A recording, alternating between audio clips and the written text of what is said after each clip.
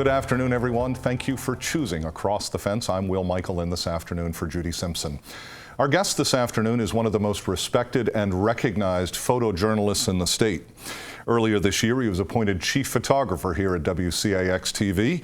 And this month marks his 30th year working with the television station. In recent years, his super senior segments here on the Channel 3 News have brought him from behind the lens to the front of the camera.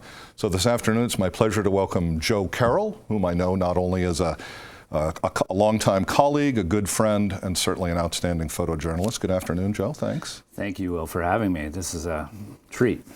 Well, especially as a native Vermonter, somebody I assume grew up watching the program. I did, yeah. Channel 3, of course, was very big in the house. Yeah. Now, Joe, did you always want to be a photojournalist? Did you know this is what you were going to do? Well, it's funny. I was telling you about a photo that I had when I was like in second grade. I was hoping to bring it in, but it was one of those career days, like, what are you going to do when you grow up? And it's a picture with me with a sticker that says press on it.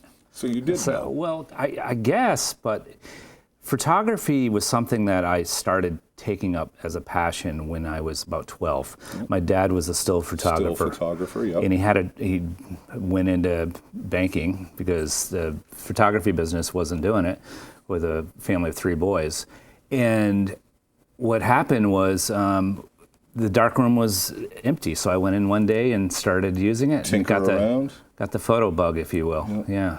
I know you referenced your dad. Who were the significant influences in your life growing up in Rutland? Well, of course, my dad. Teachers. I remember some of the great teachers that I had. I went to public school until high school. I went to Mount St. Joseph Academy in Rutland. And so it was a wonderful time. Now from there, Lyndon State College, and was that specifically because of broadcast and photojournalism programs that they have there? It was. Back in the late 70s, as you know, video was starting to come about. Barely. Yeah, it was reel-to-reel, black and white. And I would do the basketball games, being nerdish, and run that. And I just got this desire to do motion video along with my still. And Lyndon had a good program at the time, so sure I applied and was accepted, and it was very good. Yeah. Now I'm going to jump 30 years, I guess. Rutland, Lyndon, 30 years. That literally means thousands of different types of stories. I know you've been on major political campaigns. You've been on major crime stories, features, the Bicentennial Project here at Channel 3. Right. Is it possible that something stands out more than others, Joe? Well, it's funny you mentioned the political thing. I was in West Des Moines, Iowa when Howard Dean did the Scream. That was an interesting day, getting onto the charter plane and heading back to New Hampshire. And rock star Joan Jett was sitting right next to me because she was a Dean fan. So it's a very interesting job we have. You just never know what the day is going to be like. That's one thing that stands out. Some very poignant things is when Billy LeBeers was killed by a drunk driver. Driving accident in Franklin County. Right, in Enosburg area. Yeah.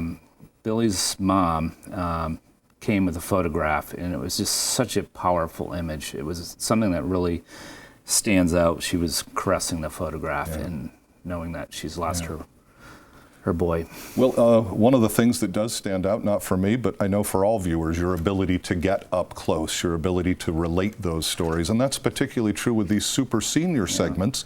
We were talking before the show, about 4 years, maybe 5 now? It's 4 years. Yeah. I think it will be 4 years in November. Okay. I was trying to figure that out too. 200 episodes and about 200 people, seniors. About Vermont. I mean, it really is. Really, this is your life on the seniors, and it's really taken off. I have so many suggestions each day, and I guess I'm filling a void that was there. I think so. That shows that older folks have active lives and can really contribute. Contribute a lot, yeah. And they have a story to tell. Yep. And they so is it possible that you have a favorite story or segment out of those? Well, probably the one I did on my dad. All right, I'm going to hold Day. on to that one for a moment. You have another couple of clips that you did put together for us. Right. Can you briefly tell us, or do we can go right into it? Well, the first one is on Maeda Townsend. She is in the legislature, but she has some other talents. All right, let's take a look. All right. It's rehearsal time at Winooski High School, and the song is The Final Countdown. But it's far from the final countdown for Maeda Townsend. She's not a graduating senior, but a super senior. She's been playing in the band longer than these kids have been alive.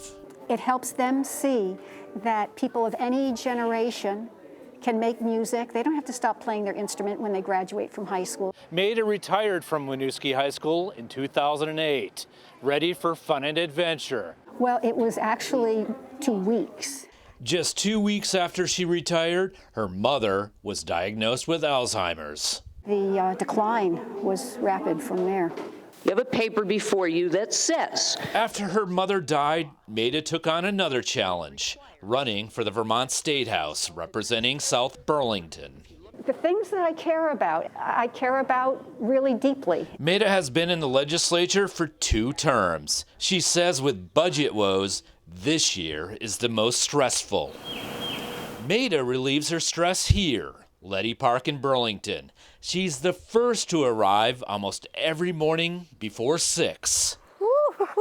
It frees my mind from all of the issues, such as in the legislature, that I really think about intensely. Maeda is a serious figure skater. She trains 4 days a week and is a member of On Thin Ice, an adult ice troupe. The 70-year-old put on skates for the first time when she was in her 50s. So you're constantly trying to get better. I am. Maeda's coach for 15 years is Martha Harding. Well, good morning. Is she one of your older students? Yes, she's my oldest student. Heel to instep, heel to instep. But there's a silly side on the ice. Maeda's even donned a Snoopy outfit for a performance. Just love being out here. It helps keep my body moving, and it helps keep my mind clear. A woman who takes on every challenge with grace.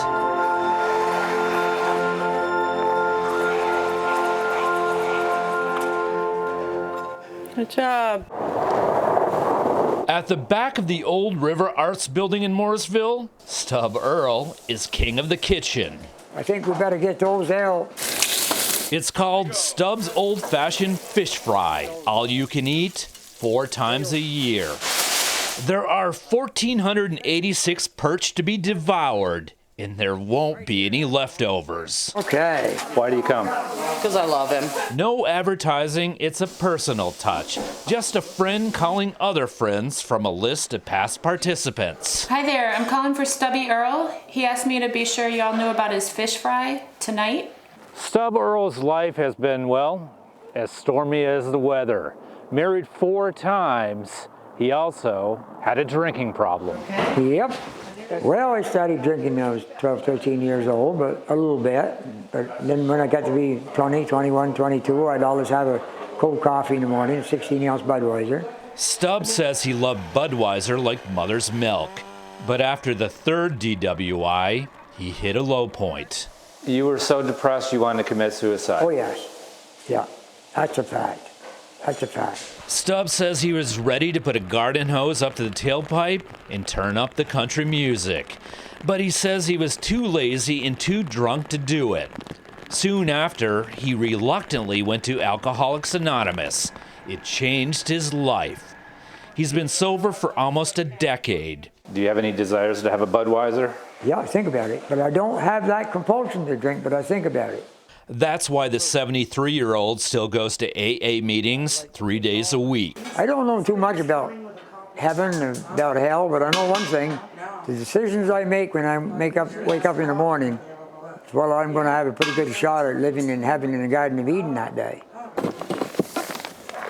It's official. Around 4 o'clock, hungry people start to arrive. It's good to see you here. Good to see you too, Stub. Guaranteed they'll have a good time. Trying to make a dollar, give me a smaller, I'll pay you back someday. A non-alcoholic event, but full of spirit. I love everybody. I'm grateful for that. Stub Earl and Maeda Townsend, two of the roughly 200 super seniors that our guest Joe Carroll has profiled. Joe, we said before we went to that video clip that one of the most personal, poignant, up close involved you and your dad. It was a super senior I did on him for Father's Day, and it was really special for him and me. It was a gift. It was. We're going to take a look at that. Thank you. If golf's a gentleman's game, meet three of its ambassadors, Ted, Leo, and Francis. Down Leo. Everyone calls him Bats. At 88, he's the oldest of the threesome. I'm a little batty. In truth, the child of the Depression was the only kid in his Rutland neighborhood to have a bat. The name has stuck like pine tar to a glove. Golf, though, is his real love. Well, golf has been good to me. He's been playing since he was a mere youngster. Oh! Bats has been a member of the Proctor-Pittsford Country Club for over 50 years. Today, there's no tournament, no betting, just three guys coming together to play. You should be getting your hearing aids. I got them in already. Oh, how'd they go? Oh, they're going working fine. You got them on? I wish you wouldn't talk so loud. It's a frustrating game, isn't it? This story is both the easiest and hardest story for me to tell. Confused? You see, Francis, or Bats, is my dad. For brothers Brian, Steve, and me, golf was ever present at the Carroll household in Rutland. We even had a putting green in our backyard. Golf became contagious in the household, even for my mom. It's either stay home or join them. But actually, right now I'm hitting better than I did 10 years ago. When my father won the club championship in 1970 and 72, the couple of dozen people watching the final hole seemed like thousands. For an 8-year-old, it was like he had won the Masters. Now, 40 years later, his shots don't have the same distance, but are down the middle. So I won't make the PGA and never was pressured to. Have I disappointed you as a golfer? No. A dad who taught me much about life, not with words, but actions. Happy Father's Day, Dad. Now, if I can only slow down my backswing. What'd I do? You didn't stay down. Just like a dad. I don't mean to be funny about it, but I can't help it. Have you learned to stay down, Joe? I have, yeah. Very, very poignant story, and I know that we've talked about this piece and what it meant to you and your dad. Yeah, it was a gift. As you know, my dad died in November. He was 90, had a great life. He had gone to church that day, was waxing the car, but he wasn't in any pain, and my mom was with him when he passed. So it was this story was so special for him. He was so proud of it.